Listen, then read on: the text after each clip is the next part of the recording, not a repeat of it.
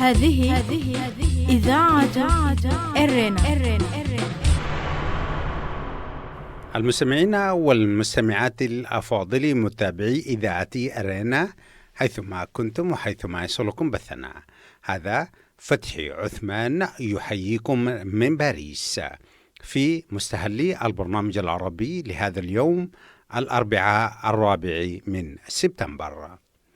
كما عودناكم مستمعي ومستمعات الأفاضل، نستهل برنامجنا معكم بنشرتنا للأخبار، ثم وضمن برنامج متابعة الأسبوعي يقدم لكم الزميل أحمد شريف، وبمناسبة ذكرى الفاتح من سبتمبر المجيدة حلقة خاصة عن ذكرى انطلاقة الكفاح المسلح للشعب الإريتري. قبل ذلك مستمعي ومستمعات الأفاضل أقدم لكم نشرة للأخبار فيما يلي أبرز عناوينها. الإريتريون يحتفلون بذكرى سبتمبر المجيدة. ضحايا في إطلاق نار على أسرى في سجن معطر. تواصل المشاورات لتشكيل حكومة سودانية. المستمعين والمستمعات الأفاضل، كانت هذه عناوين النشرة، وإليكم تفاصيلها من إذاعة إرينا.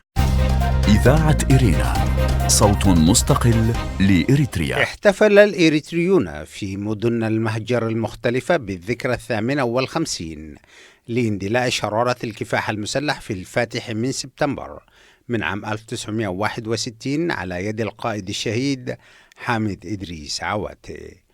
ويحيي الإريتريون هذه المناسبة العزيزة على قلوبهم سنويا بتجديد العهد للرئيل الأول لثورة الإريتريا وقوافل الشهداء الأماجد على الاستمرار في النضال من أجل إريتريا التي حلم بها كل المناضلين. وضمن متابعة إذاعة أرينا لفعاليات الاحتفالات بهذه الذكرى المجيدة، نقدم لكم برنامجا خاصا بمناسبتها عقب نشرتنا الإخبارية. تفيد مصادر إذاعة أرينا بأن عددا من الشباب وقع ضحية لعملية إطلاق نار من قبل حراس سجن معطر سيء الصيت. وأكدت أسرة أحد الضحايا والذي لا زال يتلقى العلاج في مستشفى جلاس بضواحي كرن بأن ابنها ومجموعة من الشباب الآخرين كانوا معتقلين في سجن معطر بتهمة محاولة عبور الحدود بصورة غير قانونية ولفترة طويلة. ونتيجة لظروف الحبس السيئة حاولت مجموعة منهم الفرار، حيث قام حراس السجن بإطلاق الرصاص الحي عليهم، مما أدى إلى وقوع قتلى وجرحى بينهم.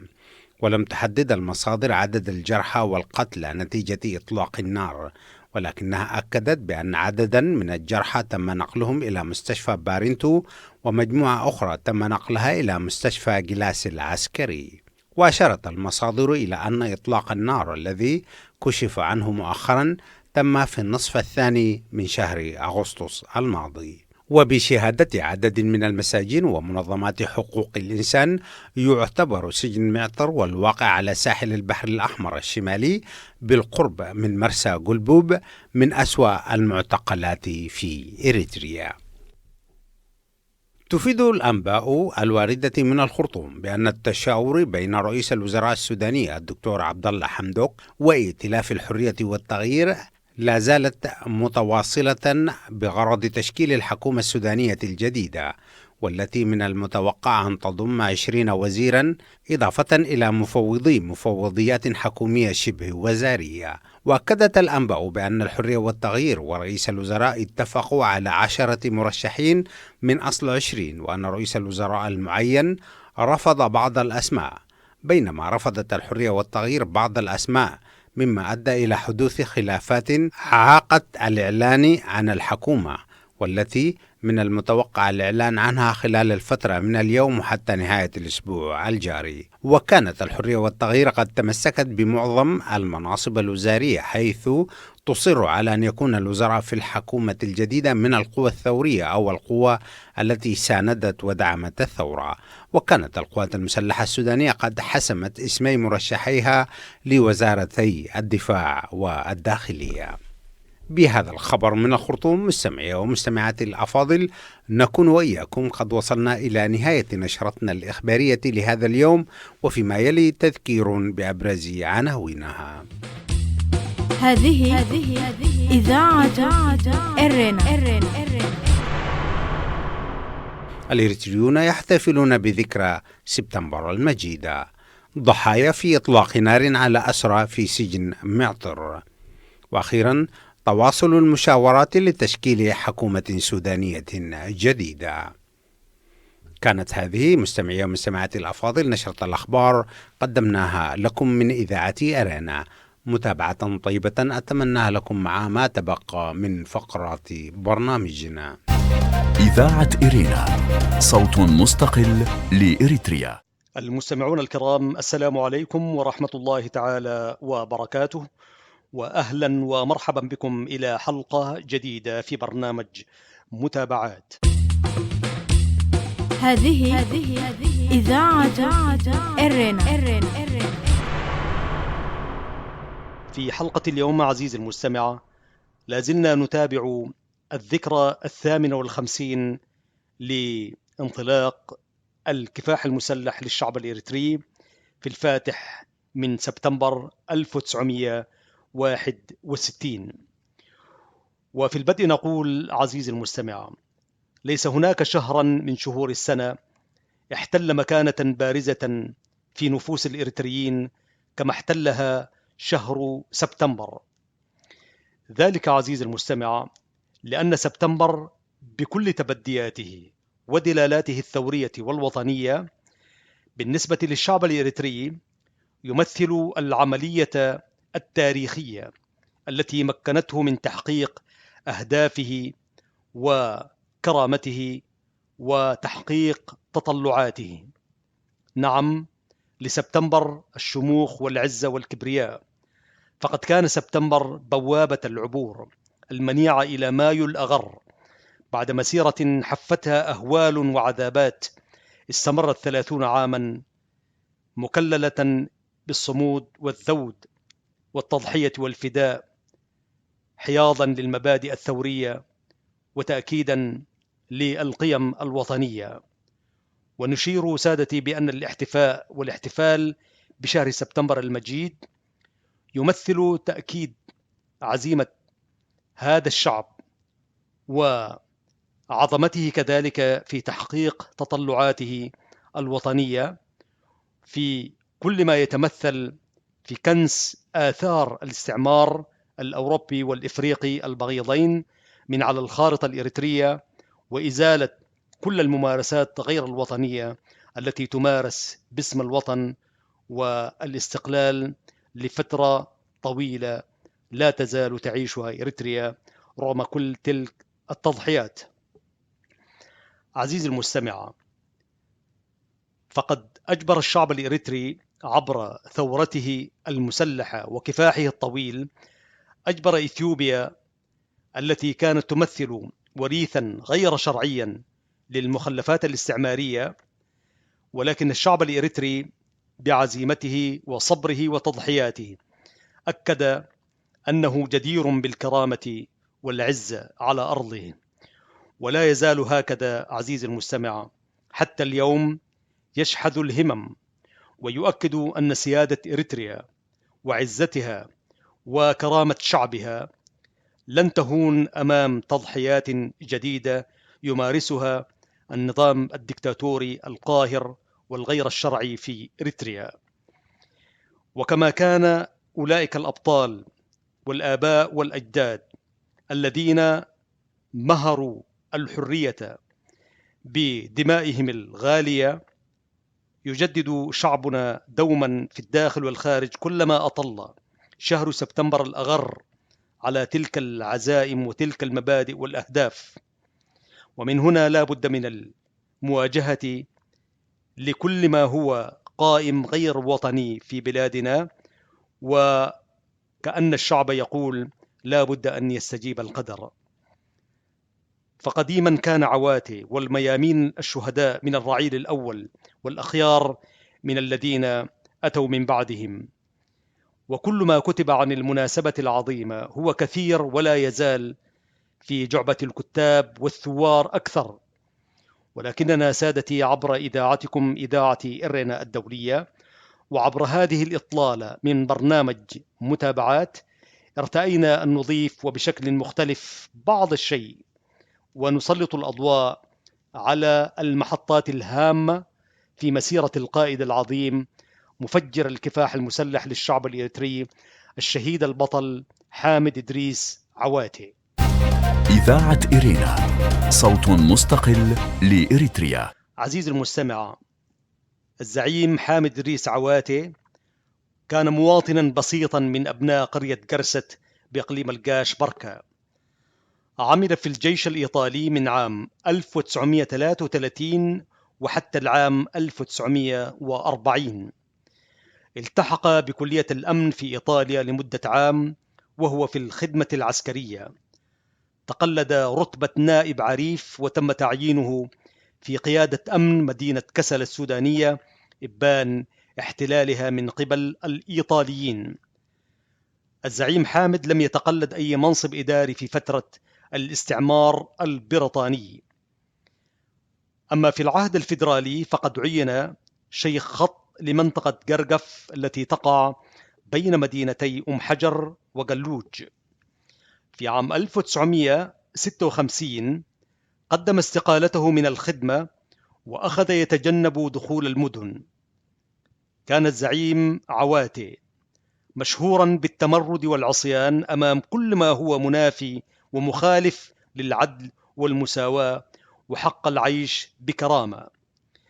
أول اجتماع تمهيدي تفاكري حول إعلان الكفاح المسلح كان في قرية قرست، وضم كل من حامد إدريس كلباي، الشهيد عبد الله إدريس المشهور بديغول، الشهيد آدم محمد حامد المعروف بقندفل، الشهيد المناضل حامد إبراهيم طنبار، وحلقة الوصل بين الشهيد البطل حامد إدريس عواتي وأعضاء الاجتماع التداولي. الأول كان الشهيد الشيخ محمد الشيخ داود والسيدنا مصطفى. الاجتماع التداولي الثاني تم في منطقة عشير وضم إلى جانب حلقة الوصل الشهيد محمد الشيخ داود كل من محمد آدم إدريس، آدم محمد حامد، موسى محمد هاشم، آدم النور تيتا، جعفر الطائف، وعبد الرحمن عثمان شباك. أهم قرارات الاجتماع التداولي الثاني تحديد الأشخاص المكلفين بمهمة التبليغ عن القرارات القادمة وتحديد مراكز اللقاءات، وكانت على النحو التالي: مجموعة كسلة تلتقي في منطقة حفرة عن طريق الشيخ علي، مجموعة أبحشيلة شكور عبر الشهيد آدم النور تيتا، مجموعة عواض عبر السادة هاشم الأمين، إدريس محمد بري، محمد فرج، وأبو بكر محمد إدريس، مجموعة دبك في منطقة القدين عبر عبد الله محمد عامر، مجموعة دبك منطقة بركة عبر الشيخ سيدنا سليمان محمد الأمين، مجموعة تكراريت عبر صالح الحسن وشقيقه السيد عثمان الحسن وأبو بكر محمد إدريس، وفي منطقة القاش عبر السيد علي عواتي. أعزائي المستمعين، لازلتم مع إذاعة إرنا الدولية وحلقة في برنامج متابعات، ونتابع الاحتفاء بالذكرى 58 لانطلاق كفاح الشعب الإريتري عام 1961، ونقلب جانبا من حياة الزعيم الوطني مفجر الكفاح حامد إدريس عواتي. هذه إذاعة إرنا. مرحبا بكم سادتي إلى هذا الجزء من برامجنا.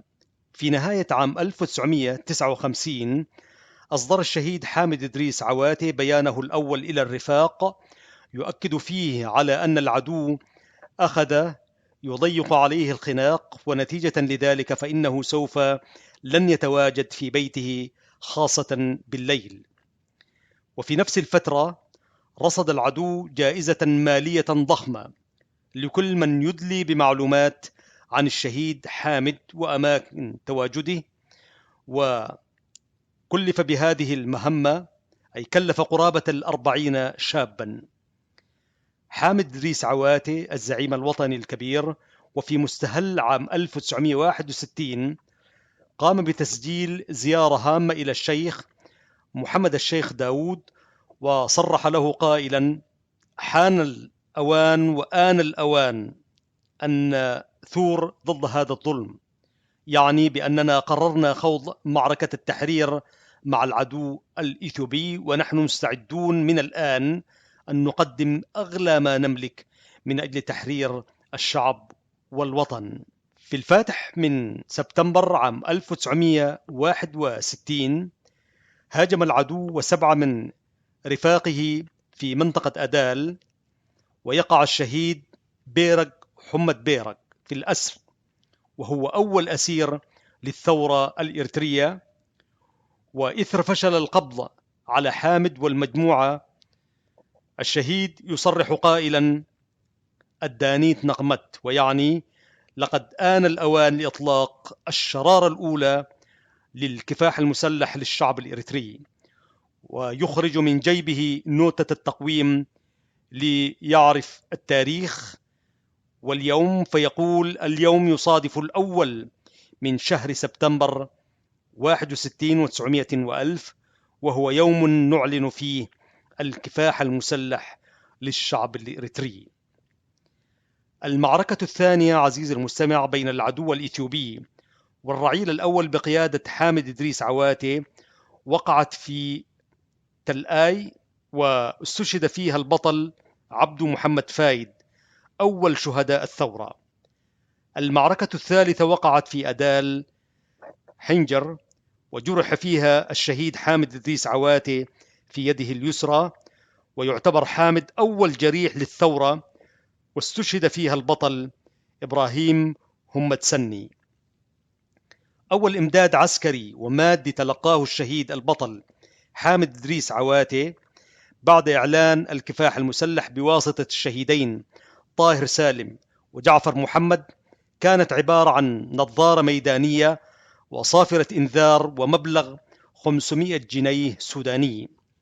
اللقاء الرسمي الأول بين الشهيد حامد إدريس عواتي والرعيل الأول ممن كانوا في الجيش السوداني والمدنيين في السودان تم في منطقة أبحشيل الشكور، وكان عددهم 27 مقاتلا، واختتم اللقاء بالقرارات التالية: إذاعة إرينا، صوت مستقل لإريتريا. تكوين فصائل الجيش الثوري، وقسمت المجموعة، أي مجموعة بهدوراي، آدم محمد حامد، عثمان إدريس أبو شنب، وجمع آدم. واعتبر الشهيد حامد إدريس عواتي المسؤول الأول، والشهيد محمد إدريس حاج المسؤول الثاني، وتعيين السيد محمد آدم قصير طبيب الثورة الإريترية. كما تضمن الاجتماع القرارات التالية: كل شخص على رأس المجموعة يكون المسؤول المباشر من مجموعته. عقد أول اجتماع، أي عقد اجتماع بعد 5 عصرا يعلم فيه الجميع بكلمة السر ليوم واحد. يمنع ترك أعقاب السجاير وثقاب الكبريت في الأماكن المكشوفة، كما يمنع ارتداء الملابس اللامعة. يمنع رفع الأصوات أكثر من اللازم، كما يمنع استخدام الألفاظ النابية بين الرفقاء. عدم خلع الحذاء في الليل، عدم إفشاء الأسرار، مراقبة الطريق الذي سارت عليه المجموعة أكثر من مراقبة الطريق أو الاتجاه المنشود، وعدم رمي فضلات الطعام، وعدم الإسراف في الماء. وختم الشهيد اجتماع الثورة التأسيسي الأول بالعبارات التالية: نحن النواة الأولى للثورة الإريترية، ولذا يجب أن نكون أنموذجا خلقا وأخلاقا، وأن الحرب بيننا وبين العدو إثيوبيا ستكون طويلة وشرسة، لأنه سوف نحتاج إلى زمن طويل حتى يعلم العالم بأن هناك حرب تحرير تدور في هذه المنطقة، فلو كانت هذه الحرب تدور في أوروبا لربما تدخلت الدول الكبرى لإيقافها. اعتمادنا الأساسي سيكون على شعبنا وعلى أرضنا وعلى إمكاناتنا الذاتية. في 25 من يونيو 1962 انتقل الشهيد البطل حامد إدريس عواتي قائد مسيرة الشعب الإريتري للتخلص من العبودية والاستعمار إلى جوار ربه إثر مرض لم يمهله طويلا، بعد أن أرسى دعائم الثورة ووضع بذرة الاستقلال في الأرض الإريترية التي كلما نفذ فيها العدو قتل ثائر أنبتت الأرض الإريترية ألف ثائر. أعزائي المستمعين، لازلتم مع إذاعة إرنا الدولية في باريس. هذه إذاعة إرنا. نواصل معكم سادتي هذه الحلقة في برنامج متابعات. أيا سبتمبر المغوار دمت الدهر هادينا، إلى الحرية الغراء والعلياء حادينا، إلى عز إلى مجد بأن نلقى أمانينا، وأن نختط من درب إلى درب يعلينا. أيا سبتمبر الأحرار، أيا سبتمبر الأمجاد، كم ألهبت ماضينا، وحاضرنا فقد أضحى سوادا من أعادينا، وقد هبت من البحر نسيمات تعزينا، وها قد أشرق البؤس بعيد القهر والهونا. أيا سبتمبر الأمجاد، أيا سبتمبر الأحرار، تبقى دائما فينا. فهل في الشعر أغنية أقفيها فتحيينا، وهول الحرب يا صحبي تذكرنا مآسينا، فكل الدور قد كسيت سوادا من أعادينا، لعمري تلك ما فتئت تذكرنا مآسينا، تكتمها أضالعنا فتبدو في مآقينا. أيا سبتمبر الأمجاد، فتى الأحرار، ليت الشعر تدنو لي قوافيه، وليت النثر يخضع لي فأنثر من معانيه، وليت الكون يسمع لي لأسمعه وما فيه، ومن فيه سويعات أقول الحق مجزيه. أيا سبتمبر الأحرار، فحامد حين أعلنها مرهبة أعاديه، مفرحة بني وطني فعبر عن أمانيه، وظل النجم في ألق مضيئا لا يدانيه، تشاهده شهاب الكفر تهفو أن تلاقيه، وترهبه صناديد وتخشى أن تسميه، ويعرفه بني ويليام، وكيف الخصم يرديه، يلاقي القوم منفردا فيسلمهم لبازيه، مجرحة نحورهم ولا كلت مزاكيه. أيا سبتمبر المغوار، فليت المولى أبقاكم لتبصر نحن ما فيه، فليت المولى أبقاكم لتبصر نحن ما فيه، من الأحزان في عجب وفي أمل نرجيه، ليكمل صبحنا نصرا على الحزن الذي فيه.